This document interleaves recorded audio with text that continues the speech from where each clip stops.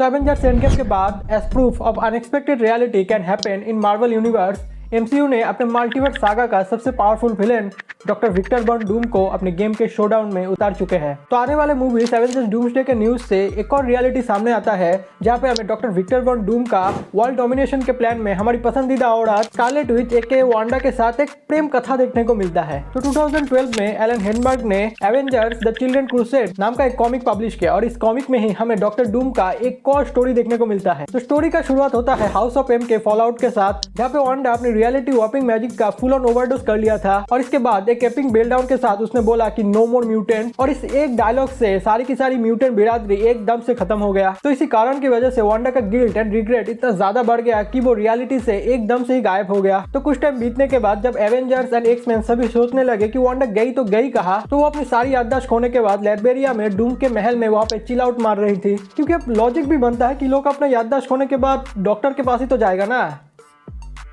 ये हंस रहे हलकट हंस।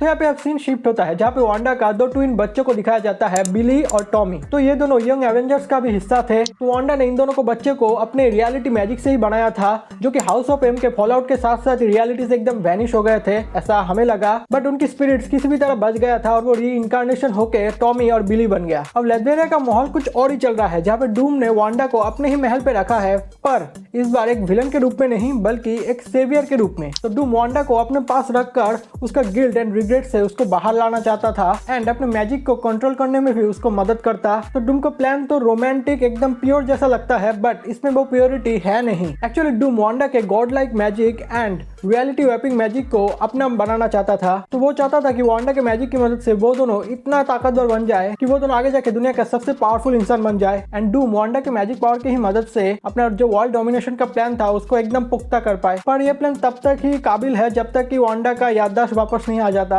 और दूसरी तरफ यंग एवेंजर्स के साथ विकॉन और स्पीड मतलब बिली और टॉमी अपनी माँ को ढूंढने के लिए जाता है। तो उन्हें पता चलता है कि वांडा लाइब्रेरिया में डूम के साथ ही है। तो यहाँ पे ये तो नहीं पता कि डूम कौन सा रोमांटिक वेकेशन मना रहा था, बट बच्चों का पॉइंट सिंपल था कि माँ को वहां से वापस लाना है। इसमें एक और इंटरेस्टिंग चीज भी है कि एक्स-मैन एंड एवेंजर्स दोनों ही एकदम अलर्ट मोड में थे, क्योंकि अगर वांडा आके यहाँ पे फिर से केओस मचा देता है तो यहाँ पे हमें सीक्वल देखने को मिल सकता है नो मोर म्यूटेंट का। तू कुछ नहीं कर सकता। मैं कुछ नहीं कर सकता हूँ, मैं कुछ नहीं कर सकता। मैं बताता हूँ मैं क्या कर सकता हूँ। मैं ना क्या कर सकता हूँ यार। तो फाइनली यंग एवेंजर्स डूम के महल में चला जाता है एंड उसके महल को पहले इन्फिल्ट्रेट करना पड़ता है। तो ये सब करने के बाद बिली और टॉमी डूम के महल में चला जाता है वांडा से मिलने। तो वो दोनों वांडा से मिलके बोलते हैं कि हम तुम्हारे ही बच्चे हैं, बट वांडा का रिएक्शन कुछ ऐसा था कि भाई साहब हो कौन तुम लोग। Total Bollywood soap opera movement. तो इसके बाद वांडा बिली और टॉमी को डूम के महल से बाहर निकाल देता है। बट ये सब देखकर डूम बहुत ज्यादा परेशान था, क्योंकि अगर उसके बच्चे को देखकर अगर उसका याददाश्त चला आता है तो यहाँ पे तो और एक कांड हो जाएगा। तो डूम चाहता था कि जल्द से जल्द वांडा के साथ वो रिचुअल करे। तो वो वांडा को लेकर उस रिचुअल स्थान पे जाता है। तो इसके बाद उस रिचुअल के टाइम जहाँ पे वांडा का सारा शक्ति डूम के शरीर में आ गया था कुछ स्प्लिट सेकंड के लिए, तो डूम के शरीर में भी वो महसूस हुआ था। बट वांडा का बहुत ज्यादा शक्ति इस रिचुअल में बह जाने के लिए उसका याददाश्त वापस आने लगता है एंड उसे पता चलता है कि डूम उसके शक्ति को वर्ल्ड डोमिनेशन के लिए इस्तेमाल करना चाहता था। तब उसे अपना पास्ट याद आता है, अपना वो गिल्ट, अपने बच्चे एंड डूम का वो बिट्रेयल। तो अब वांडा अपना पूरा स्कारलेट विच रूप ले लेता है एंड डूम से एकदम ओपन चैलेंज कर देता है। तो यहाँ पे हमें एक फैंटास्टिक फाइट देखने को मिलता है, जहाँ पे हमें डूम के God like power and Wanda का डिटर्मिनेशन देखने को मिलता है। एक पॉइंट पे जहाँ पे डूम अपना मैजिक वेपिंग को फुल इस्तेमाल कर लेता है, बट वांडा अपने शक्ति से उसको ओवरपावर कर देता है। तो स्टोरी के एंड में वांडा अपने रियलिटी वेपिंग मैजिक को कंट्रोल करना सीख जाता है एंड अपने बच्चे को भी एक्सेप्ट कर लेता है और दूसरी तरफ डूम का बैंड बजा देता है। और यहाँ से शुरू होता है उसका रिडेम्पशन आर्क। तो इस टाइम पे अब एवेंजर्स एंड एक्स-मैन दोनों ही सोचने लगे कि वांडा के साथ पीसफुली डील करना ही सही रहेगा। देख रहे हो बंदी का ख्वाब। सब ठीक हो जाएगा पीटर, टेंशन मत कर। आई नो अभी जिंदगी में हालत खराब है।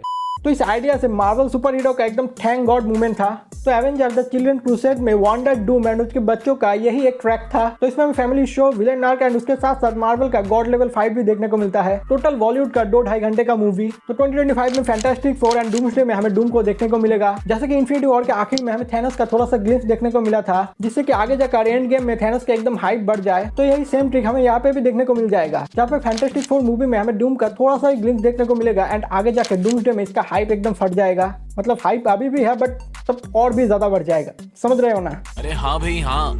और यहाँ पे डॉक्टर डूम का जो कवच है उसका भी एक अलग ही फंडा है। बाकी सुपर हीरोज और सुपर विलेंस का क्या, उनके अगर सूट को अपग्रेड करना हो तो उसपे कुछ डिवाइस या फिर अपना ही कुछ दिमाग लगा के कुछ तो अपग्रेड करना पड़ेगा जिससे कि वो सूट पावरफुल बन जाए। बट डॉक्टर डूम के सूट को पावरफुल बनाने के लिए उसको किसी अपने को त्याग देना पड़ेगा, मेरा मतलब सेक्रीफाइस करना पड़ेगा। तो इसी जगह एंट्री होता है डॉक्टर डूम के बचपन का दोस्त या फिर प्यार ही बोल लो लेवेरिया का। तो विक्टर डॉक्टर डूम बनने के बाद उसके पास जाता है, अपना प्यार का इजहार करता है, उसको अपने प्यार के झांसे में फंसाता है। एंड जब लेवेरिया मान जाता है तो वो उसको ही सेक्रीफाइस करके अपने आर्मर का पावर बढ़ाता है।